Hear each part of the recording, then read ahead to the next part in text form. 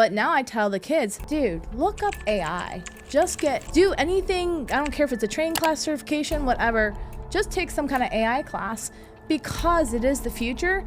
And if you put AI on your resume right now, like companies are firing computer engineers and they're hiring AI people. Wow. So these kids who literally like college isn't for me, things like that, a certification AI already puts them there in potentially six-figure positions. What's up, everybody? It's your boy, Steven Motivate. We're back again with another titillating episode. You know, we always try to help entrepreneurs understand not only that it's good to work towards success and sort of get to this destination, but that the entire journey is really the enjoyable part of the story with the ups and the downs. So welcome to the journey. And we've got a special guest, you know, one that's an entrepreneur, one that has respect and is respected in several different verticals. I'm excited to meet her myself and learn from her.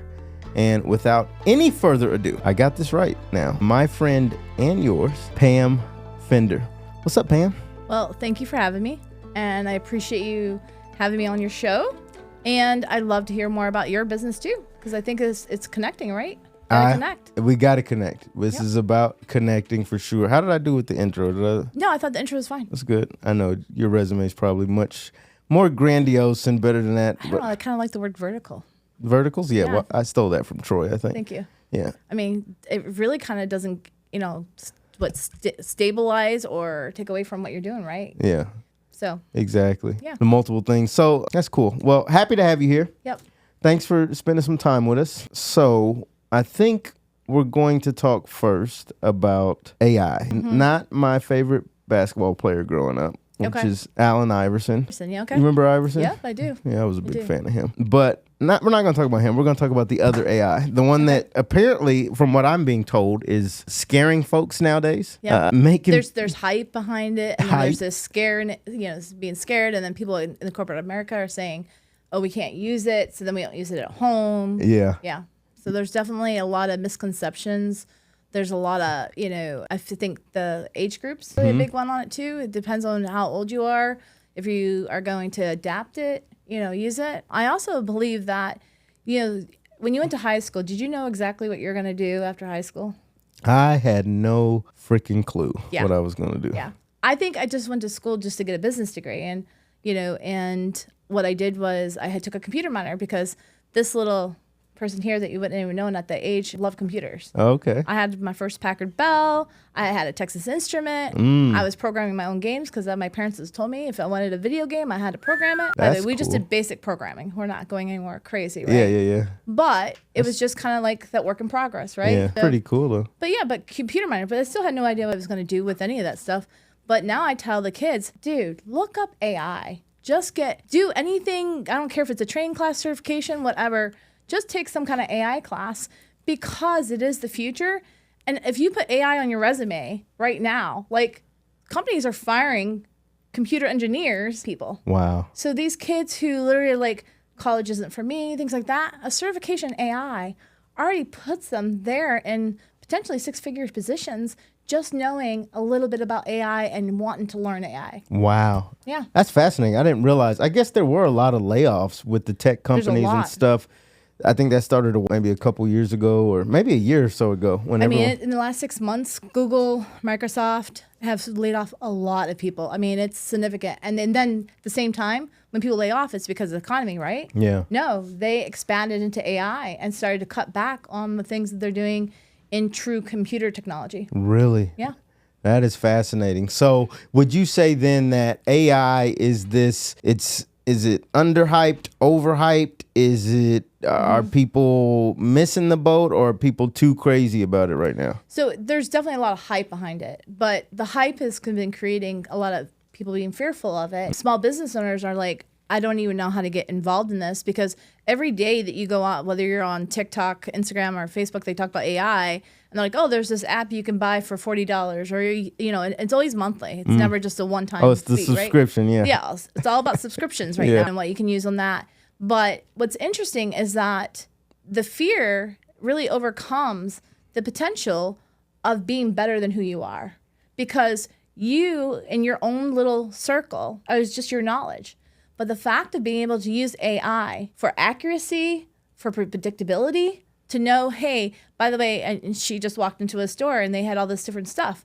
Well, if that store is using AI, they know what to put in stock at a certain time, so they limit the inventory that's going on sale next. So there's a lot of predictability based on the methods that they're using on AI. And it really is just taking in the whole entire research. So let's just say your business, by the way, are we allowed to talk about Bosch appliances? But, you know, the based on those appliances up against other appliances and how well they fare over time. If they do predictability about how well that appliance works over another appliance, that's a sellable tool. You can be like, listen, you buy us once, you guys for 10 years. You buy the other one for 3 years, you know, you're rebuying. And that's just a quick AI. That's not research department. That's not, 10 different marketing people. That literally is going into a Claude, ChatGPT, Bard, whatever you want to do. Oh, it's now Gemini. And putting it in there to say, hey, here's our facts and figures. Can you put it up against one of our competitors? Send us the data, and it's done. Like, it's just that quick. Wow. Well, I am completely intimidated already. Everything but no, seriously. So, small business owner, the Googles, and like, so how do you approach this thing? Is it for you, or do you just, are we too early? Does it not matter yet for a small business owner? I think the person that will be impacted the most by AI is your small business owners. Yeah. Because you don't have the research. So let's just say you have a marketing department, you have a research department of a big corporation, right? They R&D, you know how much money they spend, and of course they're writing it off on taxes, but a small business owner just doesn't have those resources. Those people have the capability of, I'm going to use the word, plugging in their own data, being able to research 7 other different competitors in that area and say, hey, what are they doing? Because they spent millions of dollars on R&D, right? Yeah. I can plug in, put my research up against theirs, and it will actually output what you should be doing or where you should put your resources and this little money that you have to have a better output of revenue. No, that's fantastic. So it is a huge opportunity for small business. It's a huge opportunity. Do you mind if I kind of jump in on that? Yeah, absolutely. So let's just say there is, in Charlotte, by the way, we're so blended, right? You have different people from different education backgrounds, different multi-generational families. You have different languages pretty much throughout Charlotte that's being used. There's a couple of apps out there like Grammarly. I have a kind of a, story time, right? Yeah. There was a guy that was in a group text. You always knew when he texted because it was broken English. Yeah. He started using Grammarly to correct everything. And someone in the group text says, who is this person? We know it's not so. And, he just said, oh, no, it's me, this and that. And all of a sudden we got together in a group and he told everybody, I'm using Grammarly. Wow. So Grammarly literally goes and fixes his emails. So think about if he's a salesperson and he has broken English and he's speaking in what he thinks he's correlating to the next party, right? Yeah. But if there's a broken English into it, someone's going to potentially interpret that the fact that he's not smart enough to be that person selling that product to him. Right. But if he's using Grammarly to speak in the tone of that person as your customer is going to see, how's that translate in your close cycle? Wow. Your sales cycle shortens, you close faster because that person is like, you're speaking my language. Wow, that's good. Yeah. I think my cousin uses Grammarly. Yeah. And I was getting the ads a lot. I hated English. Yeah. The only class that I failed in college, I took it again, but the only class I failed was English. It was because it was at 7 a.m. and I kept missing the class. Mine was psychology. Psychology. And I just couldn't do all those definitions. So anyway, even if you fail, you could be successful. But so Grammarly can actually help your sales because you're typing and the way you might come across, even if it's not completely broken, maybe there's something that... Oh, no, you're right. Tone. Because sometimes I'll send an email and be like, hey, just handle this. And it says, hey, by the way, your tone's pretty aggressive, and this person really doesn't, like aggressive tones. Wow. Send it this way. Wow. Yeah. I might have to get Grammarly. Yeah. How much is that? $100 a month? No, I think that one's actually maybe like a $19. It's reasonable though. It's reasonable. So so to the budget thing. So one, that's amazing. It's going to probably improve your sales. You'll have a bigger budget. 2, you're going to be able to research your competition, Yep. understand potentially what they're doing, Yep. and they've spent millions of dollars.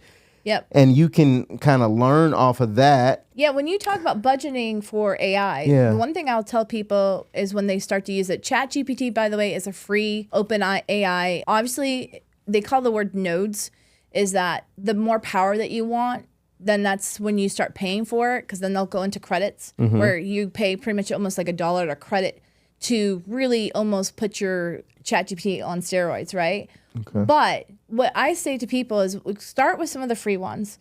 Get comfortable with them, because just touch it. You don't have to understand how it works or this and that, but take something that you were going to write to a client, put it into ChatGPT and say, I want to speak as a salesperson, and I want to talk to my customer, and I want to meet their needs in my email. Because we don't do that, right? As salespeople, we just say, hey, you need this. I got the product. And they come back and be like, okay, well, what's the price? Because you didn't show the value. ChatGPT is going to give you a value proposition to put it back in the email. So then you're selling quicker, closing faster, and you're making more money. Yeah. That's awesome. Okay, wait. We're moving way too fast. Let's back up. How the heck did the world get here? How did we go from I'm just trying to be a computer programmer, and then next thing you know, when did what was it, 2 years ago that OpenAI started to be in the news more? So that's when so technically OpenAI was an open, open means open source. That's what it means, that OpenAI had companies investing in it. But it actually started way before then. So this is what blew up was ChatGPT, but Siri, your phone, talking to your phone, people putting data into Google. I mean, if you want to talk about chat, it really is just literally a Google on steroids, because remember, Google pulls from everywhere, right? Right. And then Google goes and says, okay, well, hey, people paid to be on top of this, but they're not really the best realtor in real estate, except for me, right? But they pay for that, right? But then all of a sudden, then you start seeing the resources. ChatGPT takes all that data, understands who you are, so it's learning. It's learning what you're asking. It's learning about the way you speak. It's learning every time. So let me ask you about that. So if it's learning by what I'm asking, learning by the way I ask the question, the way I type it, how's it doing it? It's taking the way I speak, the way I talk, and it's going through a profile of how many other people think like this, and it's making assumptions. There's 10,000 other salespeople that asked the exact same question, and this was the best practices that those 10,000 people had, and they bring it back to you and say, this is what we have in our research. Almost like ITIL. ITIL and Six Sigma and stuff was in the 90s. It was like, okay, by the way, I'm going to go back to one of my banking days, but how many times does she do this? This is what this is, data points. They take all those data points from all those different systems, and then when you're going in there and just typing almost like a simple Google and ChatGPT, that's why I don't want you to be scared of it, because it really is going like Google. You're going in Google, asking a question. Go in and ask ChatGPT that same question. Let them know the tone, how you're speaking to someone, and what your end result is. It can actually put Excel sheets together for you.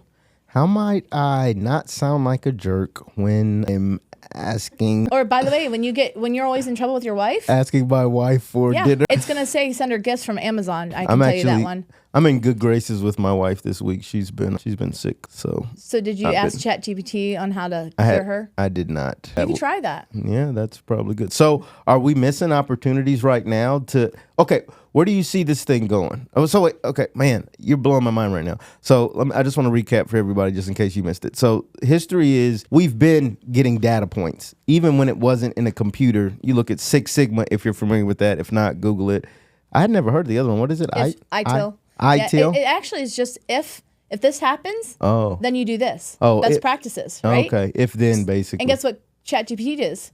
If this happens, and they put in that. It's all if then. And so the data is really just kind of pouring in and shaping the end answer to help you better succeed in the results that you're looking. Yeah, because it's like with a customer or with a client or with a spouse, the more you watch them, the more you body languages, pay attention to them. You know who they are. You know what they're feeling. You know. So it's a similar thing. So it's like the data points wow, that's really powerful. Okay, so we figured out how we got here. We need to start using it. What % of people right now do you think are actually using ChatGPT? Is it just young people right now? Is it? So your college students are using it left and right to cheat as much as possible to get all their homework done 100% of the time. They have this. They actually have some AI software out there the teachers can actually put into, the papers in there to make sure that they didn't just steal everything possible off the internet. You're older people, you're self-employed business owners. I've taught a couple classes over the last, I only had 2 people out of 35 in each classroom tell me that they even touched it. Wow. I think they are scared. I think to what you brought up in the very beginning, they're scared of it. And what's crazy is that it can be overwhelming, but just open it up. Did you know, like, someone just paid someone, let's just say $300 for a logo, right? And the person, and I'm going to just use me as a company, I have a logo, I have a thought, right? And I don't know how you are, but do you like people asking you a whole bunch of questions? Me either. Yeah. So my husband asked me tons of questions, and I just want to cry, right? Yeah. But when I'm talking to someone about my logo, and I said, hey, I want my logo to look like this. I think if I just tell you I want a key in a house and I want black and white, just go at it. Just give me back your best results, right? But then they want to ask me 10 more questions. Yeah. I can go into ChatGPT, it's under Dahlia, put those 2 things in there, get what I kind of like, take that piece and say, I want it to look like this, but make it sexier, or make it this or that, and send it over to that person, and they can do it. Yeah. And now the result of that logo might have taken 3 weeks. I get it back the next day because I gave them a good product to work, right? So garbage in, garbage out. Yeah. But if I'm giving them good things and saying, hey, this is my vision, this is the next thing. Yeah. So to learn AI, there's nothing about it. You don't have to learn anything. But I mean, you need to learn how to talk to it, right? No, because it's a chat. It's a dialogue. Like I told you, it learns. Okay. So you say, hey, let's just say that you're talking to me and you're like, Pam, I really want to do X. We're just over coffee talking, right? Yeah. That's how you talk to that. You're like, hey, I want to get more sales. What are my keywords, or what are my trend words, or how do I make 4 more sales? Right. In this line. And then it's like, and it'll come out and say, well, here's some things. And you're like, okay, that sounds good, but doesn't sound good enough. What are the tasks that I'm going to do to get those 4 sales? And you keep asking, and it builds upon what you already have. So to the point, I was talking to Troy, and I said to Troy, I really like to set up a co-op space. And someone gave me, by the way, in my own head, I wouldn't even know how big of a building to have. But these people told me, hey, I have a 10,000 square foot building, right? And I'm like, well, how much office space would that really be? Really co-op space, right? And they're like, well, you can have, let's just say 30 offices. You definitely need to have some bay so, supplies can come in. You definitely want a pickleball court, Yeah, pickleball. You want a pickleball court. You want a bar area. You want a networking area, things like that. You want a couple conference rooms. I put it into ChatGPT, all those things with 10,000 square foot, and said, please design this. And I sent him over, and he thought that I did it all myself. It looked pretty cool. Yeah. Wow. Yeah, it had the bays, had everything. And he just had a couple questions. He's like, well, how did you square off the spaces? And I'm thinking, I just had Google, chat just told me, hey, by the way, you're going to have 120 square foot cubicles. Because based on 10,000 square, it did all the dimensions for me. It's the best way to do it. So what about the ethics around this? What about, should I be afraid to say that chat, is that embarrassing? Well, I use ChatGPT. Sorry. You talk about college students or high schoolers. Are they, skipping the learning because, they don't know how to do it the way that we had to do it? And is that good? Is it bad? Is it ethical? Is it wrong? Is God pleased with us? You know what? I'm going to let someone else go to confessional on the whole God thing. But what I will say is that I do think that the people that don't have that general knowledge of how to do things, it's going to hurt them because they're going to have to ask, questions all the time. But they're Snapchatting anyway, they're friends and, doing all this stuff, and they're letting their parents take care of everything for them. So they're probably not going to learn all those pieces. Yeah. But you know what? In the future, all that stuff might be automated. Yeah. Some of the stuff that we do today might in the future already be done for them. Gather is that ChatGPT, they got to come up with a better name. Do we just call it Chat? Yeah, they call it GPT too. Yeah, GPT? Yeah. I don't like it. But Chat gives you what to do. And in some cases, it executes. But like with the office space thing, it's not yet building actual co-working space itself. But companies are using that. Yeah. Companies so are already... there's going to be machines that say, okay, you gave me the plans. Now I'm... Because what I told you in the beginning, it's efficiencies and it's accuracy.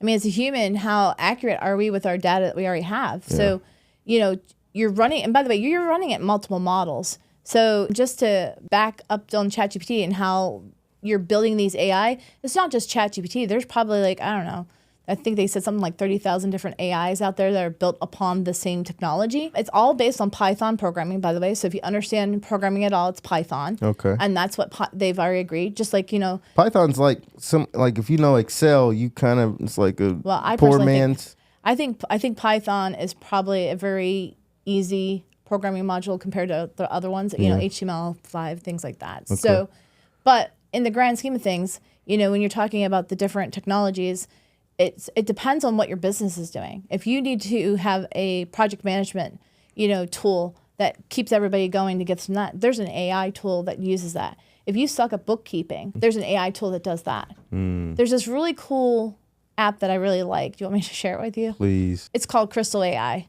and it's pretty phenomenal. Now, you have to have LinkedIn, but you get 10 free profiles to do first. So let's just say that there's this person that you've been wanting to talk to. Let's just say that you really wanted someone on your podcast, and you really, and they've just been ignoring you, right? Yeah. You can go on LinkedIn, look that person up, have Crystal AI pull up their profile, tell you how you talk to them, their selling points, what they don't like, this and that. And Crystal AI will pull the whole entire data point and tell you their disc profile so that you can send an email that really speaks to them so that they're like, well, they probably will respond to it. And it's happened. Wow. So there's a couple people as a part of some of the associations I'm a part of that I say to the rest of them, like, I don't even know why they're a part of us. They don't show up. They don't do this and that and all this. All of a sudden, I went onto Crystal AI on my email, right? And I literally, it came up and said, by the way, this person likes things short and sweet. They just like bullet points. They just want the facts. I sent an email like that. They responded, and it had been 4 years. So to that point, you know, there's a lot of places to, you know, that it just helps you speak, because sometimes you're in your own head. Like, let's just say your wife's sick, and all of a sudden you're sending an email to someone and you're doing something. You're just thinking about getting that email done. That's all you're thinking about. You're not thinking about the actual person and their personality and how they perceive emails coming across, right? Yeah. Like, how are you, right? I sometimes have to write it afterwards. So I write my email. I'm like, oh, crap, I need to go ask them how they are, right? Yeah, I hate that too. I'm like, oh, I didn't tell you good morning, sorry. Yeah, exactly. So ChatGPT and Grammarly and by the way, the whole AI models, they'll sit there and say, hey, by the way, this person likes the pleasantries. This person wants this. This person doesn't like bullet points. You know, and it'll give you the personalities behind the email. So what the heck are they teaching you in AI? If you go to school and you go for AI right now, what are the kids being taught if the thing that they're learning is the thing that knows everything already? Like, what is there to learn in AI that's going to continue to develop and make it whatever? So they're talking, better? So technically right now it's learned behaviors, right? So like right now it's not really, some people are scared like, oh, AI is going to take over the world. AI does not work on its own. It has learned nodes where this is the data points coming in. You can take your learned data. So let's just say that you have 10 customers and your 10 customers have, you know, they have demographics to them, right? And then you can put it up against all the other people that you're too lazy to go through each one of your records, right? So this one to tell you who are likely to buy something. Okay. Or let's just say for banking, I had 6 fraud accounts out of 10, but we have 200,000 of them. They take those data points, put up against that data, and then it comes up and says who's likely to have a fraud piece based on those demographics. So when you're talking about these kids learning, what they're learning is, first of all, is how to understand the open AI source or the different apps and actually intelligence, because it's built upon. People can build chatbots, AI tools. You can actually take an AI tool and make it work for your company. So your tools that you're using are going to be specific to the companies. So people use their own models. They call them models. So this is the model that we use for our company. This is, you know, this is our profit and loss. This is, you know, how we do our research. This is how we do that. It's all based on the companies. Yeah. So these kids are going to learn how to use this to be more efficient, to literally be able to help people cut costs. And it's not something that's going to take away marketing jobs. It's not going to take away the salespeople, because people still buy things from people they like and trust, right? Yeah. And you have to have someone that is going to understand this enough to say, okay, we're running these models, but I'm going to be the person speaking on that. And I'm the one that's going to use still your own genius intelligence to pull that data and explain it to you. Because not everybody's going to understand the language you're speaking that comes off of these data points or the, you know, the work. So let's just say there's a project and you're saying, okay, I see all this stuff. What does that mean to me? And not everybody's going to have that intelligence to understand and to pretty much be able to explain it to you. Yeah, that's fantastic. So, and that's I know I read something about large language models. Is that what it's all based on like the data or the words? It is all data. It's all words. It's not like, I guess everything. Words and numbers, I guess? I wouldn't say even just with words. It's that this one person, they bought at Macy's. They drive this car. they're 52, they're this, they're that, timing. and then this is the person who's been to your store 20 times, and the large language model is just one piece of it, and then you have AGI, which we're not into yet, and ChatGPT is in between the two of them, and you talk about automation, which people need to understand. When I talked about the if-then, yes, it's redundancies. That's not the same thing as AI. Okay. So automation is actually where you say, okay, I have one person's name, but I want to put them into 3 of my CRMs because I have 3 different businesses. Okay. Easier, if you ever heard of it or anything like that. That one piece of data will go into those 3 different pieces of software based on automation. It's programming. One thing goes into 3. Totally different than AI. AI is taking data that you may have, other people may have, that's on the internet, and use that as your research models. Let's just say that you want to go out, take some friends out, and you're like, man, I've been in Charlotte for so long, I have no idea what people want to see. Yeah. You can go into OpenAI, Bard, Gemini, Copilot, and put, hey, give me the top 10 places that people want to see in Charlotte. Give me the addresses, the times they're open, and put them in a Google map and send it to me in a Excel sheet.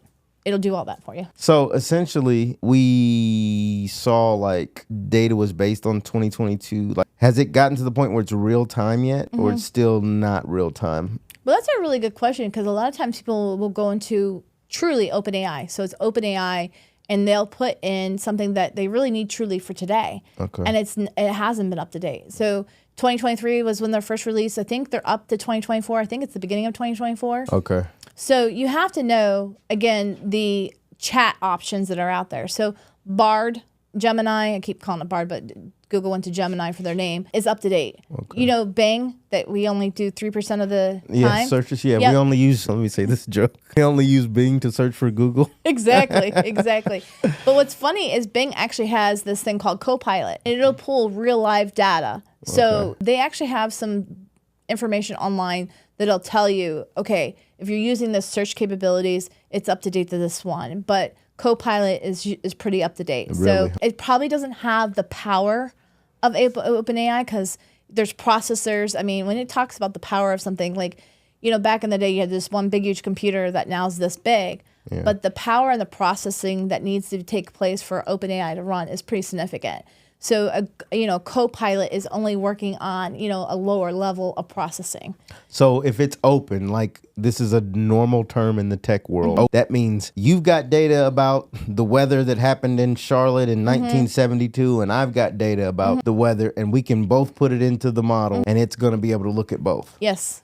Whereas Copilot, only the stuff that Microsoft has said happened in 1972. It will still pull, it just won't be pulling on steroids. It'll pull some information, but it won't give you like data that you're going to use for your business, right? Yeah. So if you just said, hey, by the way, we're doing X, Y, and Z, can you tell me about 10 different recipes, that are good for Thanksgiving? And then, here's all the recipes in a thing. Or, I want to go to Italy. Can you give me a 15-day itinerary? Yeah. Copilot can do something like that. Wow. But when it comes down to real true research and stuff, you definitely want some of the paid models, because it is pulling better data points and better information. So for entrepreneurs, it's worth it. Grammarly is definitely worth it for entrepreneurs. Super worth it. And it's underutilized. It is. Most like I told you when I was teaching, they're not using anything. I mean, they're not even like, oh, there's this cute little app, let me try it. Like, they're so afraid of even touching any of that stuff for their businesses that they're not using anything. They're just going off their own brain power.